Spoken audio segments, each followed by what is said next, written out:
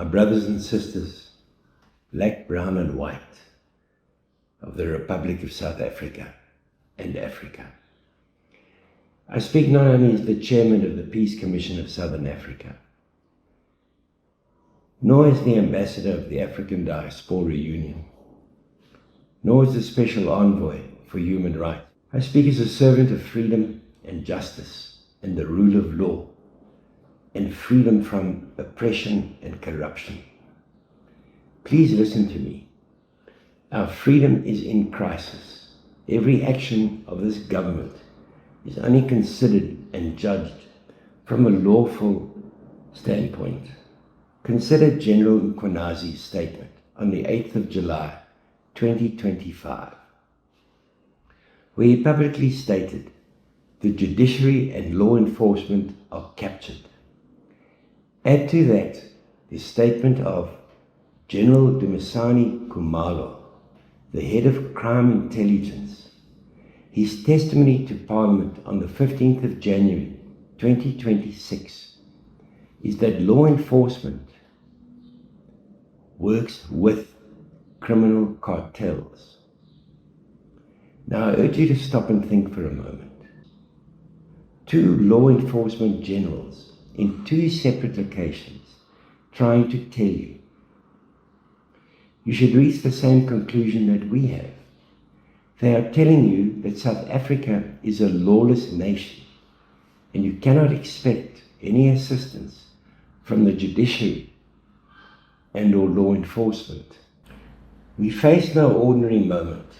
Our beloved nation, South Africa, stands at a crossroads where corruption, gross deliberate mismanagement, and the capture of financial institutions, the judiciary and law enforcement threaten not only our very existence, but threaten the very social fabric of our constitutional freedom.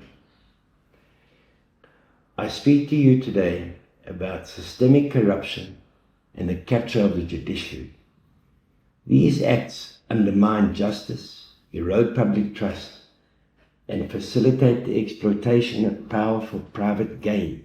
Our investigations have uncovered compelling evidence that corrupt networks within both public and private institutions, including the banking institutions, and in particular, Absa Bank South Africa Limited. The aforementioned have engaged in money laundering, malfeasance, and manipulation of the South African rand. And any impoverishment of any group of people by anyone is crimes against humanity and genocide under international law. South Africa, we cannot be divided on the task ahead of us. That being to ensure compliance of constitutional law.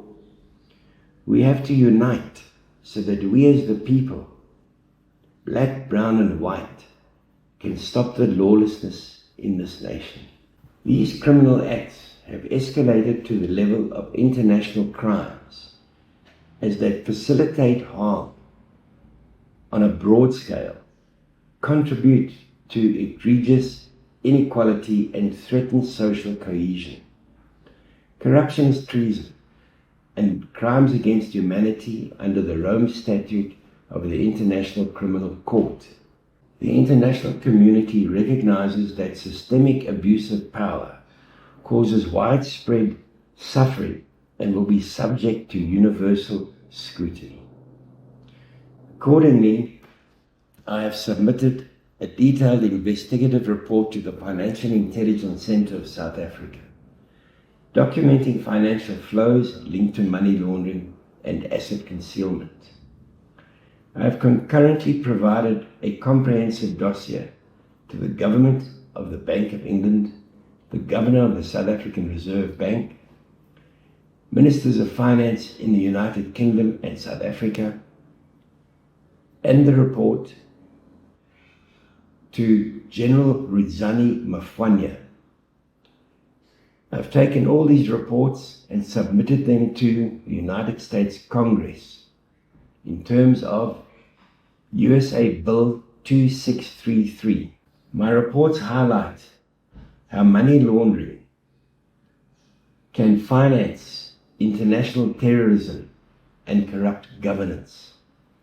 It is important to clarify the nature of why I chose to submit this report to the United States Congress in terms of their bill, H.R. 2633, which is the bilateral relationship agreement between South Africa and the United States. Let me be unequivocal. H.R. 2633 does not authorize a military invasion of South Africa. Instead, it is a legislative text introduced in the US in the House of Representatives that calls for a full review of the bilateral relationship between the United States and South Africa, including the identification of all those who will be eligible for sanction. I have added evidence and names of corrupt officials that must be investigated and sanctioned as part of this investigative bill of South Africa's corruption. This bill seeks to strengthen diplomatic oversight and, when enacted, will lead to sanctions under the Global Magnitsky Act, which allows sanctions on foreign officials involved in corruption and human rights abuses. Nevertheless, the existence of this United States bill and proposed legislation underscores the urgency with which the world is watching how we protect the rule of law, how we defend judicial independence, and how we uphold, protect, and defend the constitutional rights of all South Africans. There are established international norms against corruption and financial crimes. The United Nations Convention Against Corruption is the only binding multilateral anti-corruption treaty requiring cooperation on criminal matters and asset recovery across borders. Furthermore, such crimes as genocide and crimes against humanity are defined in the instruments such as the Rome Statute of the International Court of Justice. Under international law, these atrocities are subject to universal jurisdiction, meaning that any state can seek to hold perpetrators responsible because such crimes affect the entire human race. My brothers and sisters, you must act with integrity, transparency, and courage, as we will not surrender our freedom. We will not allow corrupt elites to capture our courts or compromise our future and the future of coming generations. We are committed to rebuilding public trust in our institutions, enforcing anti-corruption standards, and cooperating with domestic and international bodies to safeguard our freedom, justice, and peace in South Africa. Now, more than ever, we must hold true to our Constitution, the supreme law of South Africa, a beacon of rights and obligations, and work together to confront corruption wherever we may find it. We will work together to protect people when institutions are weakened by corruption. Under international law, sovereignty is not a shield for criminality. The principle of responsibility to protect the people is recognized by the United Nations, that when a state fails to protect its own people from serious harm, the international community has a responsibility to act through lawful, diplomatic, and economic means to protect those people, but never to act recklessly or unlawfully. South Africa remains capable of protecting itself if we stand together and uphold the rule of law. That is why my actions have been measured, documented, and lawful. Every report I have submitted is grounded in evidence, not rhetoric. Every communication has followed financial intelligence protocols under international anti-money laundering standards, frameworks, and every allegation has been documented according to the standards recognized by the Financial Action Task Force, whose mission is to combat international financing of terrorism. The manipulation of the South African rand, the laundering of public wealth, and the deliberate impoverishment of a population are not victimless crimes. They destroy livelihoods, weaken healthcare systems, undermine education, and erode dignity. And history teaches us something else. Silence is complicity. Our Constitution begins with the words, "We the people." It does not begin with the words, "We the powerful, we the wealthy, we the elite, we the corrupt." It begins with the words, "We the people." It is the people who suffer when justice is sold. It is the people who pay when courts are captured. It is the people who must stand together, black, brown, and white, when truth and freedom is under attack.